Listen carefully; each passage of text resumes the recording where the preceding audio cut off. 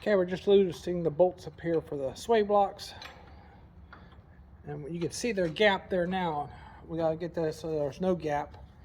So you set these blocks on end, turn them. I'll show you in a minute once we get one off. I'm gonna wipe everything down before we put it back on together.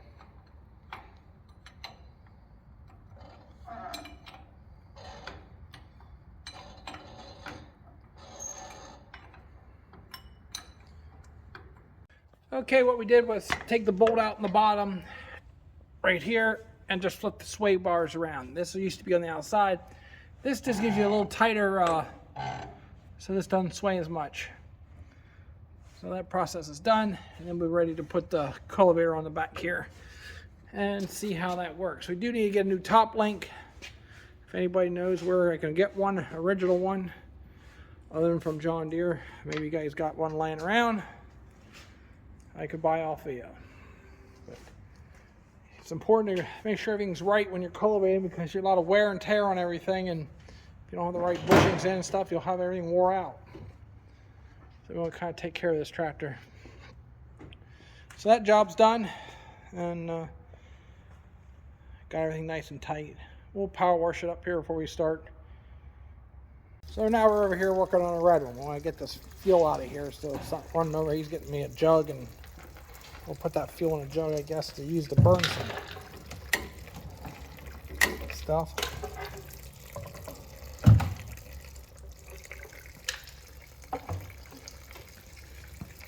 Now, sit on the ground. I'm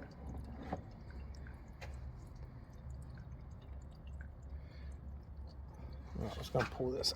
There you go. Now let's see if we can open this up a little bit in here. There we go.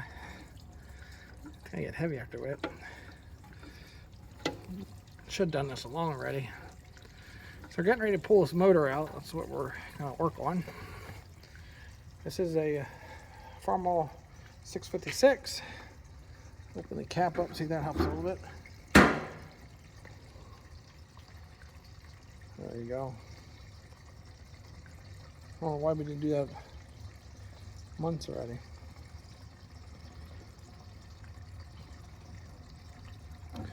This was always kind of a project that we were just going to work on as we had time, but now it's nice. And I did put this cardboard and these containers down so we don't have a bunch of fuel mess with them. So we'll get that tank empty, and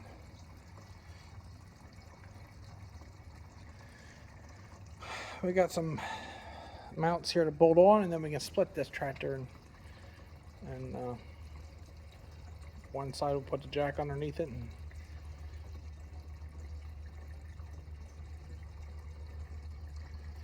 it's going to get heavy after a bit. We have quite a bit of it done, ready to go. I want to take the head off here and get that checked out. We have another motor to put in it, supposedly runs, but so yeah, so we do work on red stuff around here too.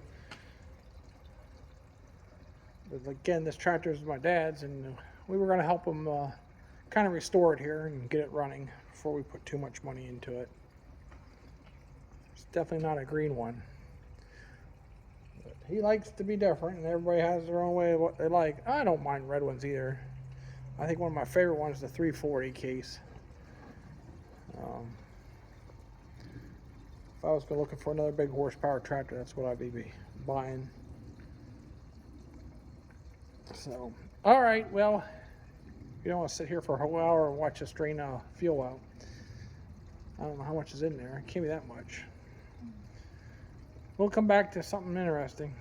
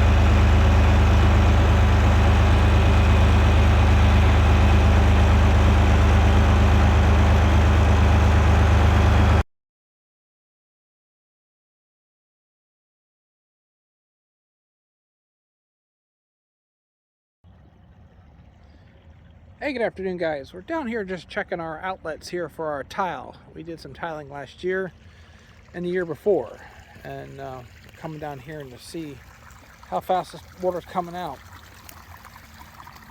and the importance of tiling a farm like this. One's running about a half, the other one's about 3/4. And we put a lot of feet of pipe in up here.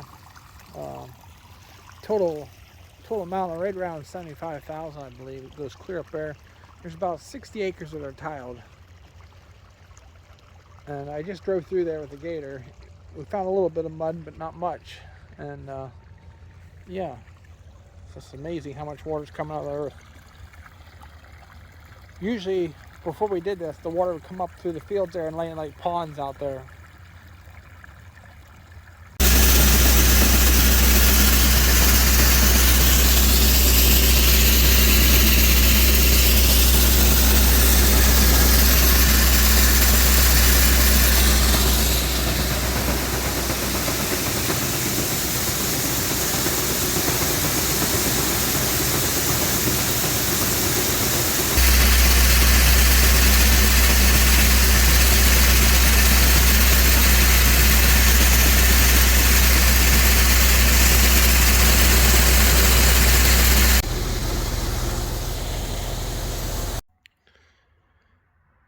All right, guys, I'm inside the bin here. This is what we call a top dryer. I don't know how good you can see it, but it dries it up there, about 1,000 bushels. And then once it's dry, we drop it down. I just got done sweeping up. You can see a little pile of corn there by the door. I have the auger back in place. This auger stays in here. This is a power sweep.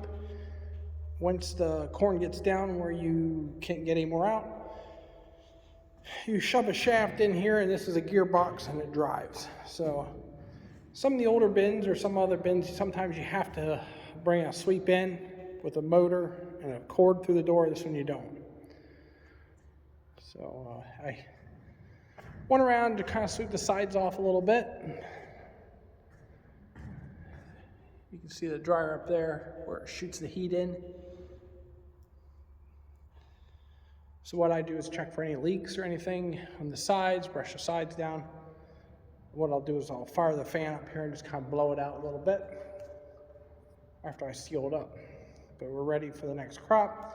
I don't know if we'll have to dry any wheat this year. We'd like to get off a little bit early so we can come back in with soybeans. So we might be drying some wheat and putting wheat in here. There is a little bit of corn on the edges yet. And I'll get Justin to come in here and clean it up. So that's what inside looks like. The auger is in really good shape in this bin. And the last load we took over here was test weight at 57. Test weight 57.1, and moisture was 52.1 or something like that. No, sorry, that was backwards. Test weight was 57.1. Moisture was 15.1. And you're allowed 15.5. So, yeah. We'll go up there and make sure that's sealed up good. And check on the rest of the stuff before we can call it quits here for the winter.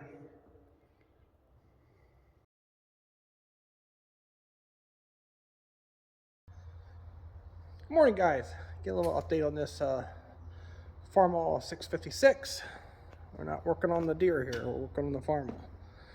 I had a couple guys ask a little bit more questions about this here. And I don't know if you can see the serial number there. It's a serial number is a 38766S.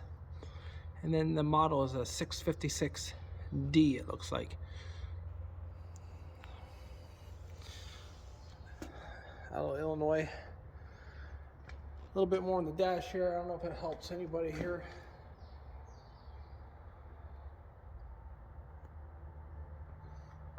Okay, so what we got done here yesterday, we pulled it apart here and A little bit why we're doing this. My dad and me and Justin, we're working on it together, kind of a project. The block here as a whole pushed through it, so the head, we think it's good. We're going to take the head off. We have another motor to set in here, just to see if we can get it up and running before we put too much time in it. Overall, it's a decent tractor. I just had a couple other videos. I think I talked about it a little bit, how we got it and where it came from. So I'm just getting ready to pull the head off here. I got all the bolts out, and I went and got a piece of cardboard so I can label everything and set this off here so I can pull his head off. This is the reason why we got the block. Punched a hole through it. I think the radiator went bad. We lost the coolant in it with the prior owner and got hot. So we spent about an hour here working on it yesterday, pulling it apart. It came apart nicely. And so yeah, I'm gonna start back here with that cardboard. I'm gonna label the tractor front and back on the paper, and then start pulling these bolts out. 1, 2, count from the back. That's front. You know, 1, 2, 3, 4, and just lay everything out there like that. Now we're gonna put another motor in here. If this head goes on that motor, everything's going to be different. So biggest thing is some of these bolts are a little bit different length in the block, and just kind of keep track of it. So that's what's going on here this morning with this tractor. And I'm going to go ahead and start pulling these off, label them here a little bit, and lay them back here, and get back to you guys.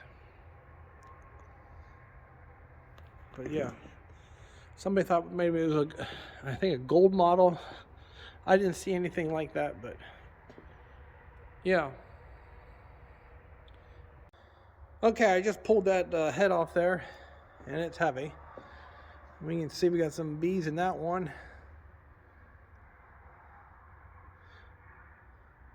Each cylinder doesn't look too bad, don't look scarred up or anything.